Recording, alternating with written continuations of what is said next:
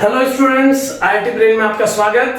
आज हम जिस टॉपिक पर डिस्कस करेंगे उसका नाम है electric field lines and its role. जैसा हमने अपनी पिछली क्लिप में डिस्कस किया था, इलेक्ट्रिक फील्ड किसी चार्ज पार्टिकल के द्वारा क्रिएट किया हुआ वो स्पेसिफिक एनवायरनमेंट है जिसमें जब कोई दूसरा चार्ज पार्टिकल एंटर करता है तो फोर्स एक्सपीरियंस करता है। तो ये एक स्पेसिफिक एनवायरनमेंट है। मैथमेटिकली हम इलेक्ट्रिक फील्ड को E = 1/4πε0 Q/r² फॉर्मूले से प्रेजेंट करते हैं। तो अगर हमको पेपर में किसी चार्ज पार्टिकल की सराउंडिंग को प्रेजेंट करना हो, ये शो करना हो कि वो अपने चारों तरफ एक फील्ड क्रिएट किए हुए है, तो हमें एक स्पेसिफिक पैटर्न की रिक्वायरमेंट है जिससे हम शो कर सकें कि इस चार्ज पार्टिकल के चारों तरफ इसने एक फील्ड क्रिएट किया है और हम अपना मैथमेटिकल इंटरप्रिटेशन जस्टिफाई कर सकें। तो जो पैटर्न यूज किया जाता है किसी चार्ज पार्टिकल की सराउंडिंग में, उसके द्वारा क्रिएटेड इलेक्ट्रिक फील्ड को प्रेजेंट करने के लिए उसे इलेक्ट्रिक फील्ड लाइन कहा जाता है। इलेक्ट्रिक फील्ड लाइन क्रिएट करने के लिए हम इस बात पर ध्यान देते हैं कि जो लाइंस हम क्रिएट कर रहे हैं चार्ज के चारों तरफ, वो लाइनें इलेक्ट्रिक फील्ड के मैग्नीट्यूड को जस्टिफाई करें। जैसे उदाहरण के लिए एक चार्ज पार्टिकल Q के द्वारा बनने वाली इलेक्ट्रिक फील्ड लाइंस उस चार्ज से स्टार्ट होती हैं और इंफिनिटी की तरफ चलने वाली स्ट्रेट लाइंस होती हैं। ये लाइनें चूंकि चार्ज पार्टिकल अपने चारों तरफ 3 डायमेंशनल सिमेट्री के साथ इलेक्ट्रिक फील्ड डेवलप करता है, इस चार्ज के चारों तरफ बनने वाली ये लाइनें स्फेरिकल सिमेट्री मेंटेन करती हैं। अब कितनी सही है यह अवधारणा, ये जानने के लिए हम इस चार्ज पार्टिकल की सराउंडिंग में एक स्मॉल एरिया कंसीडर करते हैं। मान लीजिए इस चार्ज पार्टिकल की सराउंडिंग में इस चार्ज पार्टिकल से r डिस्टेंस पर एक स्मॉलेस्ट एरिया, एक इनफाइनाइटेसिमली स्मॉल एरिया कंसीडर किया गया है और इस चार्ज पार्टिकल से इस एरिया पर दो लाइनें ज्वाइन करा के इस पॉइंट पर बनने वाले सॉलिड एंगल को डी ओमेगा डिफाइन करते हुए अगर हम इसी सॉलिड एंगल पर एक एरिया जो कि इनफाइनाइटली स्मॉल होगा और कंसीडर करें और मान लेते हैं ये एरिया ds है और ये एरिया ds²।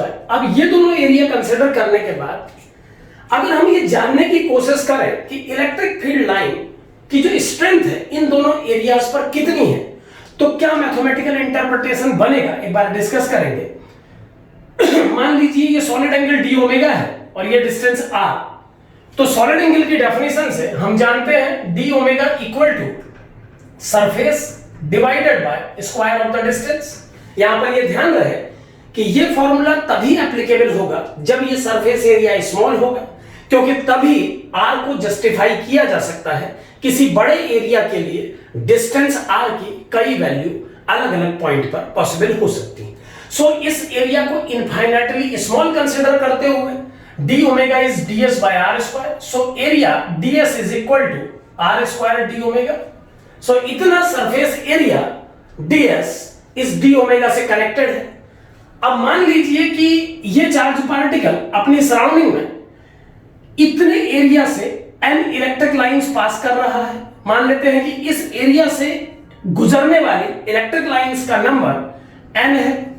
अगर इस सरफेस एरिया से n इलेक्ट्रिक लाइन पास हो रही है तो यूनिट एरिया से पास होने वाली इलेक्ट्रिक फील्ड लाइंस को कैलकुलेट किया जा सकता है। यहां पर हम देख पा रहे हैं कि r² d ओमेगा एरिया से पास होने वाली टोटल लाइंस की संख्या को हम n कंसीडर कर रहे हैं। तो अगर r² d ओमेगा एरिया से पास होने वाली इलेक्ट्रिक लाइंस को हम n कंसीडर कर रहे हैं, तो यूनिट एरिया से पास होने वाली इलेक्ट्रिक लाइंस का नंबर n/r² d ओमेगा से दिया जाएगा। यूनिट एरिया से पास होने वाली इलेक्ट्रिक लाइन का नंबर इस डिस्टेंस r पर इतना है। इसी प्रकार का कैलकुलेशन अगर इस एरिया ds' के लिए किया जाए तो हम देख पाएंगे कि सेम एंगल पर डिफाइन होने वाले इस ds' एरिया का अगर Q चार्ज से डिस्टेंस r' कंसीडर किया जाए तो डी ओमेगा को d s dash upon r dash square कहा जा सकता है और डी एस डैश की वैल्यू को d omega into r dash square बोला जा सकता है। चूंकि जो लाइनें इस क्यू चार्ज से निकलने वाली इस एरिया को पार कर रही हैं, वही लाइनें इस दूसरे सरफेस एरिया तक पहुंच रही हैं, तो इस एरिया से पास होने वाली इलेक्ट्रिक लाइंस की संख्या भी n होगी। सो अगर r square r dash square d omega area से पास होने वाली number of line electric lines n है, तो यूनिट एरिया से पास होने वाली number of lines n upon r dash square into d omega हो जाएंगी। तो देखिए हमने यहां क्या देखा कि r डिस्टेंस पर किसी सरफेस पर जो यूनिट एरिया में पास होने वाली नंबर लाइन इलेक्ट्रिक लाइंस का नंबर है वो r स्क्वायर के इनवर्सली प्रोपोर्शनल है। और जब हमने यही कैलकुलेशन r डैश डिस्टेंस के लिए किया तो ये r डैश स्क्वायर के इनवर्सली प्रोपोर्शनल है। ये थीम, ये डिस्कशन हमें बताता है कि अगर हम इलेक्ट्रिक फील्ड लाइन की स्ट्रेंथ को इलेक्ट्रिक फील्ड लाइंस बना के प्रेजेंट करें तो ऐसा करके हम इलेक्ट्रिक फील्ड स्ट्रेंथ के जनरल कंसेप्ट को, जो कि इनवर्स स्क्वायर कंसेप्ट है, किसी प्रकार का नुकसान नहीं पहुंचा रहे हैं। क्योंकि हम देख पा रहे हैं कि इस प्रकार से इलेक्ट्रिक फील्ड लाइंस की संख्या को अगर किसी डिस्टेंस r पर या किसी डिस्टेंस r डैश पर कैलकुलेट किया जाए तो हम ये देख पा रहे हैं कि ये जो इलेक्ट्रिक नंबर ऑफ लाइंस हैं इस यूनिट सरफेस से पास होने वाली, उनकी संख्या r स्क्वायर के इनवर्सली प्रोपोर्शनल और r डैश स्क्वायर के इनवर्सली प्रोपोर्शनल हो पा रही है। यही कंसेप्ट इलेक्ट्रिक फील्ड का भी है। हमें पता है कि किसी डिस्टेंस r पर कोई चार्ज पार्टिकल जो इलेक्ट्रिक फील्ड डेवलप करता है वो r स्क्वायर के इनवर्सली प्रोपोर्शनल होता है और यही वैल्यू r डैश डिस्टेंस पर r डैश स्क्वायर के इनवर्सली प्रोपोर्शनल होती है। तो इलेक्ट्रिक फील्ड लाइंस बनाने की अवधारणा रिजेंबल करती है फंडामेंटल इनवर्स स्क्वायर लॉ से। तो इस तरीके से अगर हम किसी सराउंडिंग में या किसी स्पेस में किसी चार्ज पार्टिकल के चारों तरफ फील्ड को लाइंस बना के प्रेजेंट करते हैं तो इस प्रकार का प्रेजेंटेशन किसी भी प्रॉब्लम को क्रिएट नहीं करता है और यह प्रेजेंटेशन इलेक्ट्रिक फील्ड स्ट्रेंथ को सही डेवलप और एक्सप्लेन कर पाता है। तो इलेक्ट्रिक फील्ड लाइंस को बना करके इलेक्ट्रिक फील्ड को प्रेजेंट करने की वजह क्या है और कैसे ये रिजेंबल करती है ये घटना इलेक्ट्रिक फील्ड से, हमने ये डिस्कस किया। यानी कि ये कंफर्म है कि हम इलेक्ट्रिक फील्ड लाइंस बना करके इलेक्ट्रिक फील्ड को प्रेजेंट करते हैं और ये किया जाना चाहिए। अब जब हम इलेक्ट्रिक फील्ड लाइंस को बना करके फील्ड को प्रेजेंट करते हैं तो इन लाइनों को किन किन कंसेप्ट्स के आधार पर बनाया जाता है और क्या क्या फीचर इन लाइंस के होते हैं, एक बार हम उस पर डिस्कस करेंगे। तो अगर हम इन इलेक्ट्रिक लाइंस के फीचर्स को वन बाय वन स्टडी करें तो सबसे पहला और इंपॉर्टेंट फीचर कि जब कभी आप इलेक्ट्रिक लाइंस किसी चार्ज की सराउंडिंग में क्रिएट करें तो ये लाइनें प्लस चार्ज पार्टिकल से आउटवर्ड इनफाइनाइट की तरफ बनेंगी और यही लाइनें अगर किसी नेगेटिव चार्ज पार्टिकल की सराउंडिंग में बनाई जाएंगी तो ये इनफाइनाइट से नेगेटिव पार्टिकल की तरफ टेंड करेंगी। ये मैं उस स्थिति के लिए कह रहा हूं जब एक प्लस चार्ज पार्टिकल या एक minus charge particle singly present है। एक बात और समझे इन लाइनों का फीचर 2 कि अगर कभी मान लीजिए एक चार्ज पार्टिकल प्लस और एक माइनस चार्ज पार्टिकल एक साथ प्रेजेंट है स्पेस में, तो फीचर 2 कि ये लाइनें अगर प्लस माइनस दोनों चार्ज की प्रेजेंस में बनाई जा रही हैं तो ये लाइनें प्लस चार्ज पार्टिकल से डेवलप होकर माइनस चार्ज पार्टिकल की तरफ मूव करेंगी। Electric field lines plus charge particle से निकल के माइनस की तरफ टेंड करेंगी। ये फीचर और ये फीचर एक दूसरे को रिजेंबल करते हैं। यहां पर भी लाइनें चार्ज से प्रोड्यूस होती हैं, प्लस से बाहर को निकलती हैं और माइनस की तरफ टेंड करती हैं और वही यहां भी हो रहा है। बस डिफरेंस ये है कि एक सिंगल चार्ज पार्टिकल अपनी सराउंडिंग में straight electric field lines develop करता है, जबकि दो चार्ज अगर एक मीडियम में साथ प्रेजेंट है तो ये लाइनें कर्व्ड भी हो सकती हैं।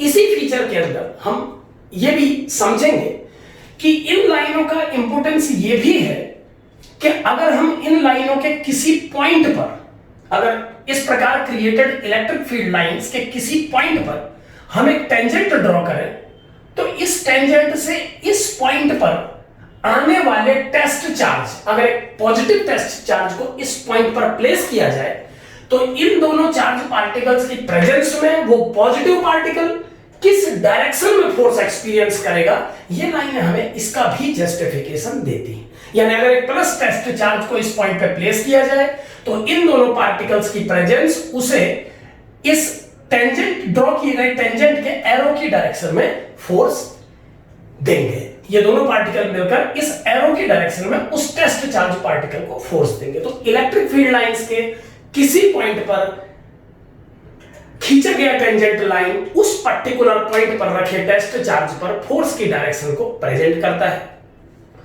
एक बात यहां पर मैं और बता दूं कि फैराडे के द्वारा इलेक्ट्रिक फील्ड लाइंस का कंसेप्ट दिया गया था और तब उसने इसे लाइन ऑफ फोर्स का नाम दिया था, लेकिन नाम में थोड़ा सा एम्बिगिटी होने के कारण इन्हें फिर इलेक्ट्रिक फील्ड लाइंस का नाम दिया गया।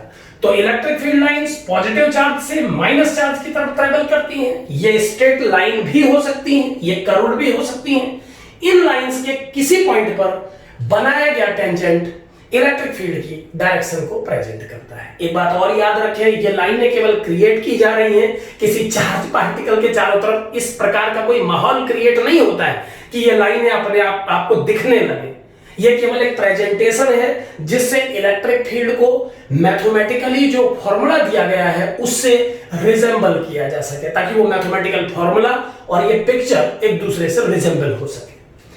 तीसरे फीचर में आते हैं। तीसरा फीचर कि electric field lines closed curve नहीं बनाती है। इसका अर्थ यह है कि इलेक्ट्रिक फील्ड लाइन प्लस से माइनस की तरफ ट्रेवल करती है, लेकिन माइनस से लौट के प्लस की तरफ वापस नहीं आती है। इलेक्ट्रिक फील्ड लाइन प्लस से माइनस की तरफ मूव करती है, लेकिन माइनस से प्लस की तरफ वापस रिटर्न नहीं होती है। ऐसा इलेक्ट्रिक फील्ड के कंजर्वेटिव बिहेवियर की वजह से होता है। क्योंकि इलेक्ट्रिक फील्ड कंजर्वेटिव है और अगर उस कंजर्वेटिव फील्ड में ये लाइनें प्लस से माइनस की तरफ और माइनस से प्लस की तरफ बन जाएं, ऐसा होता नहीं है, बस मैं जस्टिफाई करने की कोशिश कर रहा हूं कि अगर ऐसा हो जाए तो फिर एक चार्ज पार्टिकल को अगर मैं इस क्लोज्ड लूप में मूव कराता हुआ इस पॉइंट तक वापस ले आऊं तो net work done non zero हो जाएगा, जो कि कंजर्वेटिव फोर्स के कंसेप्ट के अगेंस्ट होगा। तो इस प्रकार कोई भी इलेक्ट्रिक फील्ड लाइन जिस पॉइंट से स्टार्ट होती है कभी उस पॉइंट पर वापस नहीं लौटती है। एक फीचर पे हम और डिस्कस करेंगे, चौथा फीचर, कि किसी चार्ज पार्टिकल से प्रोड्यूस होने वाली इलेक्ट्रिक फील्ड लाइंस जो प्लस से माइनस की तरफ मूव करती हैं, अगर हम ऐसी दो लाइनें बनाएं तो ये सिचुएशन जो मैंने इस पिक्चर में दिखाई ये कभी क्रिएट नहीं हो सकती।